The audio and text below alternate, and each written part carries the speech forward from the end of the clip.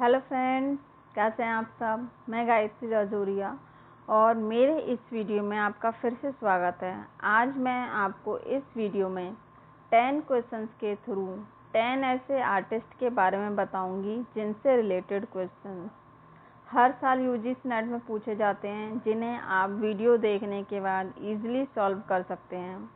अगर मेरा वीडियो आपको पसंद आए तो प्लीज़ इसे लाइक एंड शेयर करना मत भूलिएगा और साथ ही मेरे वीडियो को सब्सक्राइब कर लीजिएगा, जिससे मेरे चैनल से रिलेटेड वीडियो का नोटिफिकेशन आपको आसानी से मिल सके। तो चलिए आज का वीडियो स्टार्ट करते हैं।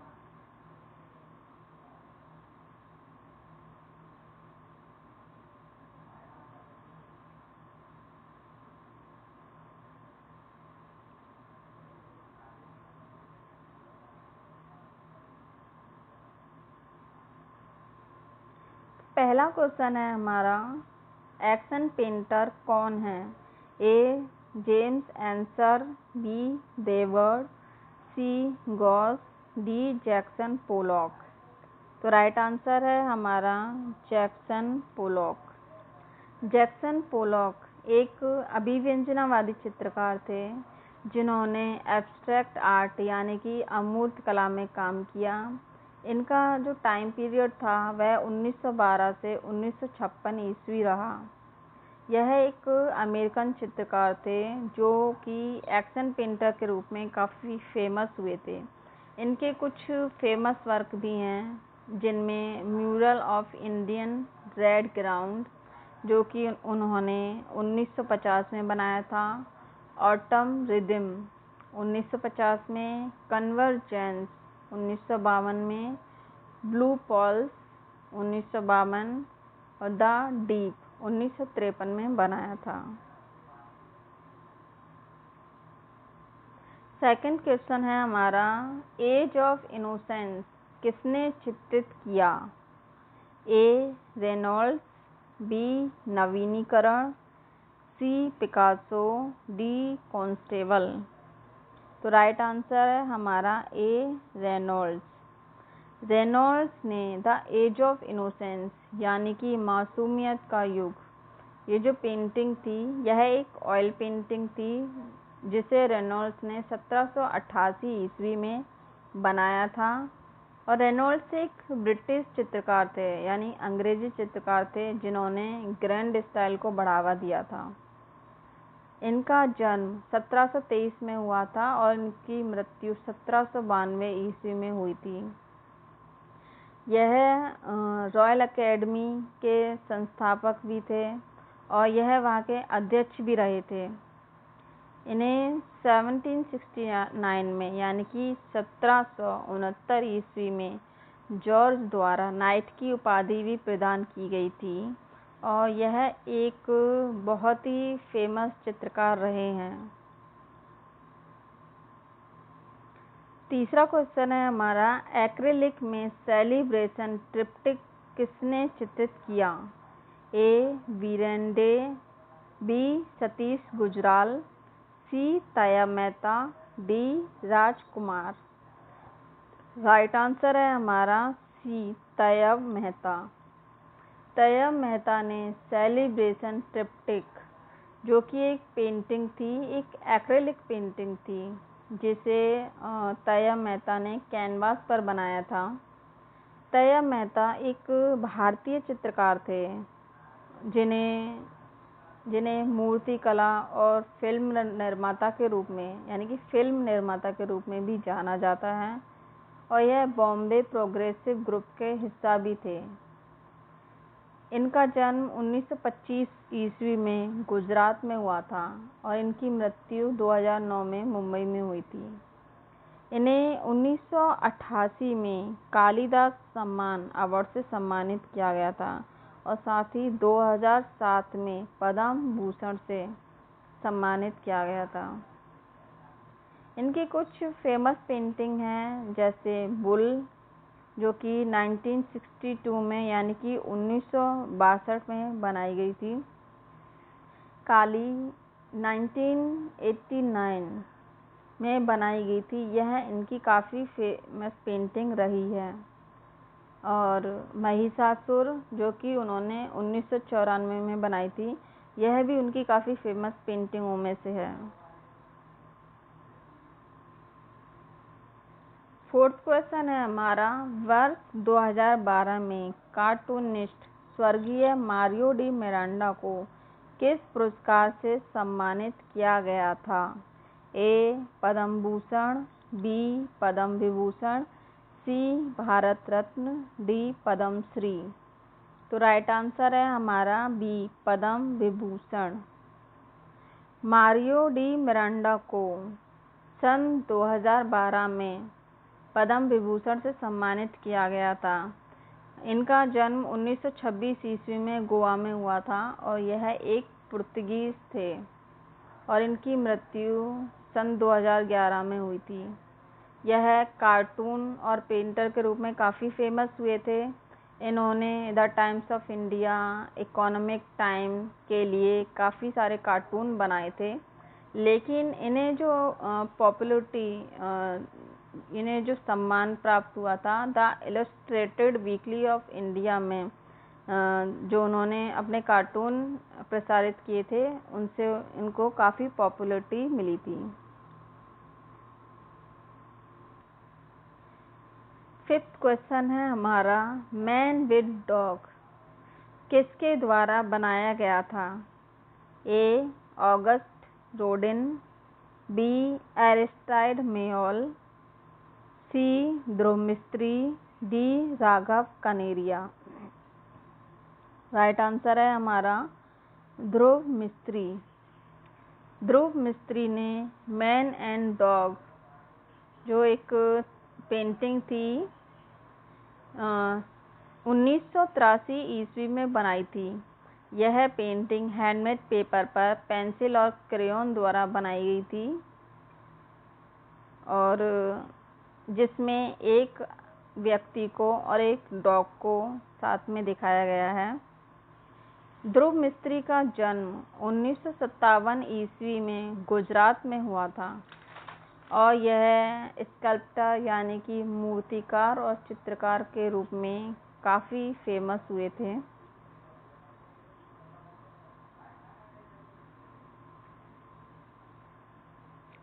छठवां क्वेश्चन है हमारा, हेनरी मूर किससे प्रभावित था? ए माया एज़टेक मूर्तिकला, बी एट्रस्कैन मूर्तिकला, सी अफ्रीकी मूर्तिकला, डी मूर्तिकला भारतीय मूर्तिकला। तो राइट आंसर है हमारा ए माया एज़टेक मूर्तिकला। तो हेनरी मूर माया एज़टेक मूर्तिकला से काफ़ी प्रभावित थे।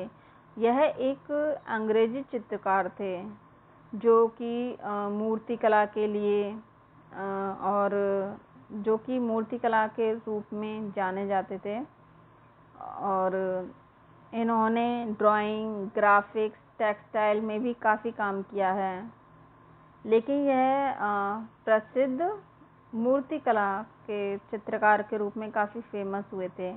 इनका जो टाइम पीरियड था वह 1898 से 1986 रहा। इनके कुछ स्कल्पचर्स हैं, कुछ फेमस जो मूर्ति शिल्प हैं वो हैं फैमिली ग्रुप जो कि 1950 में बनाया गया था, जो कि एक ब्रॉन्ज स्कल्पचर था। सेकेंड रेसलिंग फिगर जो 1951 में बनाया था। ड्रैफ्ट रेसलिंग वुमेन, ड्रैफ्ट सीटेड वुमेन जो कि उन्होंने 1958 में बनाया था। सातवां क्वेश्चन है हमारा, प्रसिद्ध विचारक थिंकर का निर्माण किसने किया? ए मार्शल डुचम्प, बी जीन अर्प, सी कॉल्डर, डी ऑगस्ट रोडिन। तो राइट आंसर है हमारा ऑगस्ट रोडिन। ऑगस्ट रोडिन ने द थिंकर जो कि एक ब्रॉन्ज स्कल्पचर था 1902 में बनाया गया था ऑगस्ट रोडिन द्वारा। और ऑगस्ट रोडिन एक मूर्तिकार थे जो कि एक फ्रेंच आर्टिस्ट थे जिनका जन्म 1840 ईस्वी में पेरिस में हुआ था और मृत्यु 1917 ईस्वी में फ्रांस में हुई थी।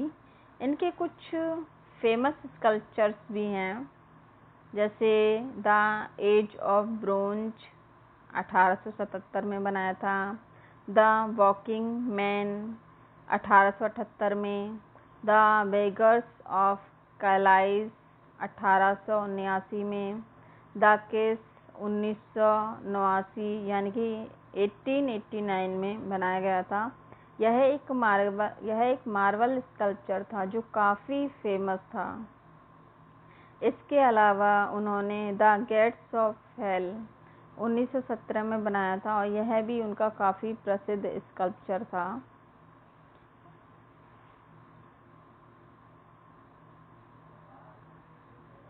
आठवां क्वेश्चन है हमारा, गेट्स ऑफ पैराडाइज किसके द्वारा बनाया गया था? A. August Rodin, B. Lorenzo Ghiberti, C. Masaccio, D. Bruno Lacy. तो राइट आंसर है हमारा लोरेंजो गिबर्ती। लोरेंजो गिबर्ती जो कि एक स्कल्प्टर थे यानी कि एक मूर्तिकार थे, इन्होंने गेट्स ऑफ पैराडाइज जो कि एक गिल्डेड ब्रोंज डोर था, यानी कि सोने का पानी चढ़ा हुआ एक ब्रोंज दरवाज़ा था जो कि पेयर में बना था। यह लोरेंजो गिबर्ती द्वारा बनाया गया था। यह 1425 से 1452 में डिज़ाइन किया गया था और गिबर्ती पहले एक स्वर्णकार चित्रकार भी थे, लेकिन बाद में उन्होंने मूर्ति शिल्प बनाना शुरू कर दिया था और यह बाद में एक स्कल्प्टर के रूप में काफ़ी फेमस हुए थे। इनका जन्म 1378 ईस्वी में फ्लोरेंस में हुआ था और मृत्यु 1455 ईस्वी में हुई थी। यह अर्ली रेनेसां यानी कि आरंभिक पुनरुत्थान काल के मूर्तिकार के रूप में जाने जाते हैं।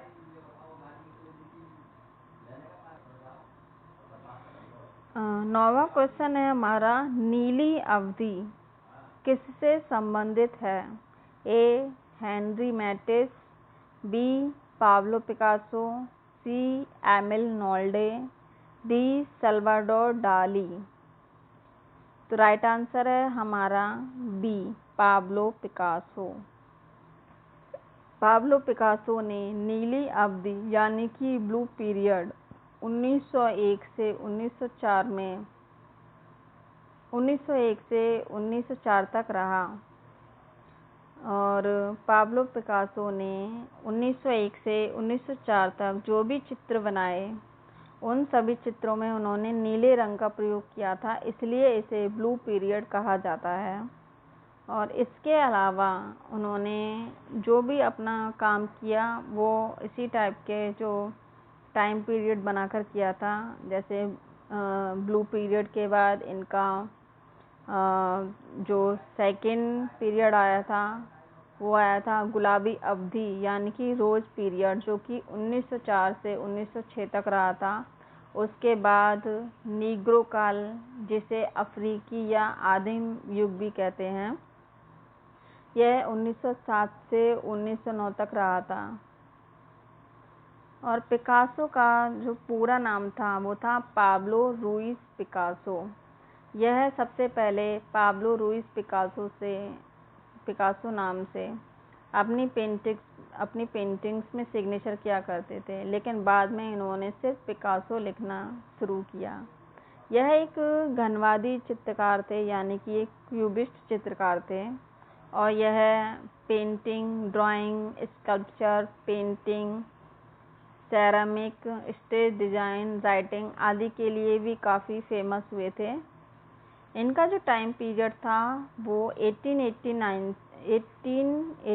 से 1973 यानी कि 1881 से 1973 रहा और यह एक स्पेनिश पेंटर थे।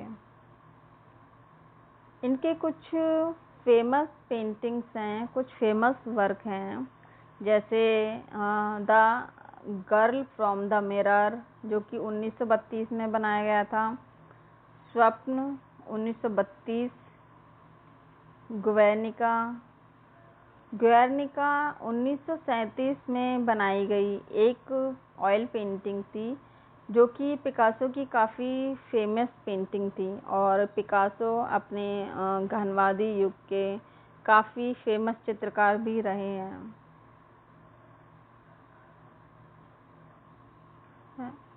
10वां क्वेश्चन है हमारा, ब्लू हॉर्स पेंटिंग से संबंधित है। A Emil Nolde, B Franz Marc, C Edward Chavana, D Wassily Kandinsky. तो राइट आंसर है हमारा फ्रांज मार्क। फ्रांज मार्क ने घोड़े के ऊपर बहुत सी पेंटिंग्स बनाई थी और वह पशुओं से काफ़ी प्रभावित थे। इन्होंने जो घोड़े की पेंटिंग्स बनाई थी वह काफ़ी अलग अलग रूप में, अलग अलग कलर में बनाई थी। इनका जन्म यानी कि फ्रांज का जन्म 1880 ईस्वी में हुआ था और 1916 ईस्वी में इनकी मृत्यु हुई थी। यह एक अभिव्यंजनावादी चित्रकार थे और यह जर्मन चित्रकार के रूप में काफ़ी फेमस हुए थे। यह प्रिंट मेकिंग के लिए भी जाने जाते हैं और इनका पूरा नाम फ्रांज मोरित्ज विल्हेम मार्क था और यह ब्लू राइडर के संस्थापक थे। ब्लू राइडर एक कला आंदोलन था और यह उसके सदस्य भी थे और यह काफ़ी फेमस चित्रकार थे। तो आज के वीडियो में बस इतना ही। अगर आपको मेरा वीडियो पसंद आया हो तो प्लीज़ इसे लाइक एंड शेयर ज़रूर कीजिएगा और इसे सब्सक्राइब कीजिएगा जिससे कि मेरे वीडियो से रिलेटेड नोटिफिकेशन आपको आसानी से मिल सके। Thank you.